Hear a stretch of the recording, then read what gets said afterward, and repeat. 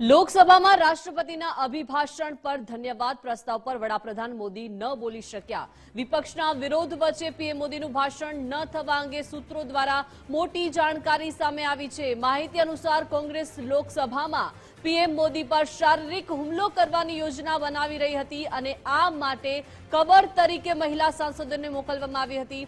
સ્પીકરે સ્થિતિને જોતા જ ગૃહ સ્થગિત કરવાનો નિર્ણય લીધો હતો। જો કે હવે લોકસભામાં પીએમના ભાષણ વગર જ રાષ્ટ્રપતિના અભિભાષણ પરનો ધન્યવાદ પ્રસ્તાવ મંજૂર કરી લેવામાં આવ્યો છે।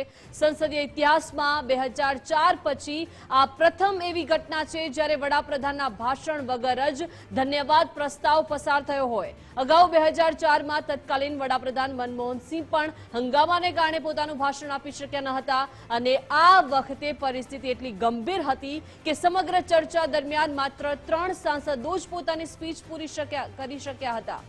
તો લોકસભામાં રાષ્ટ્રપતિના અભિભાષણ પર ધન્યવાદ પ્રસ્તાવ પર વડાપ્રધાન ન બોલી શક્યા। 2004માં પણ આવી જ ઘટના બની હતી। વધુ માહિતી સાથે સહયોગી વિજય લાઈવ જોડાઈ ગયા છે। વિજય, લોકસભામાં રાષ્ટ્રપતિના અભિભાષણ પર ધન્યવાદ પ્રસ્તાવ પર વડાપ્રધાન નરેન્દ્ર મોદી ન બોલી શક્યા। 2004માં પણ સેમ પરિસ્થિતિ હતી।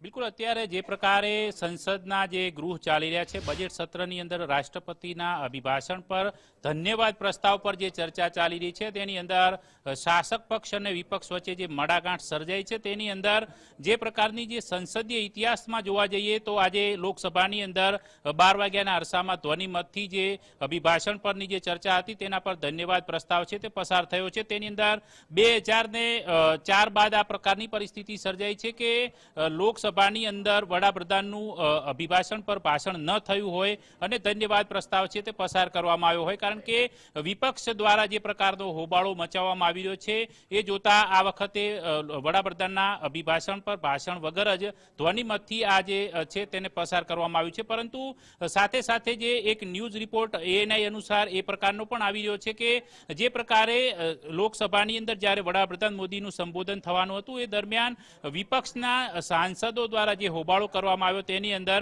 રિપોર્ટને ટાંકીને એવું કહેવામાં આવી રહ્યું છે કે આ દરમિયાન કોંગ્રેસ દ્વારા વડાપ્રધાન પર શારીરિક હુમલાની યોજના બનાવવામાં આવી હતી અને તેના માટે કવર તરીકે મહિલા સાંસદોનો ઉપયોગ કરવામાં આવ્યો હતો। એટલે કે મહિલા સાંસદો જ્યારે હોબાળો કરી રહી હતી એની આડમાં વડાપ્રધાન પર શારીરિક હુમલો થવાની ભીતિ સેવવામાં આવી હતી અને તેની પરિસ્થિતિને જોતા સ્પીકરે ગૃહ સ્થગિત કરવાનો નિર્ણય કર્યો હતો। જો કે એ સમયગાળા દરમિયાન વડાપ્રધાન પણ સંસદની અંદર એટલે કે લોકસભાની અંદર ઉપસ્થિત હતા અને તેઓ ભાષણ આપવા માટે પણ તૈયાર હતા, પરંતુ આ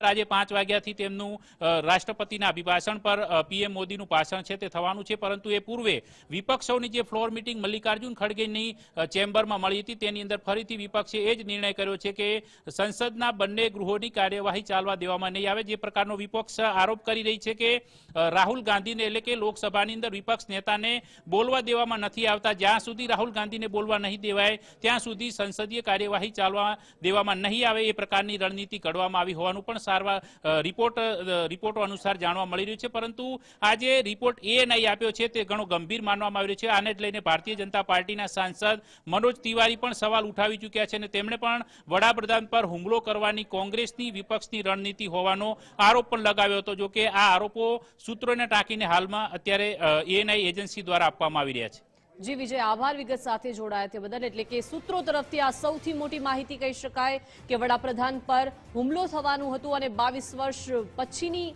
આ પ્રથમ ઘટના બની છે કે જ્યાં આવો હોબાળો થયો હોય।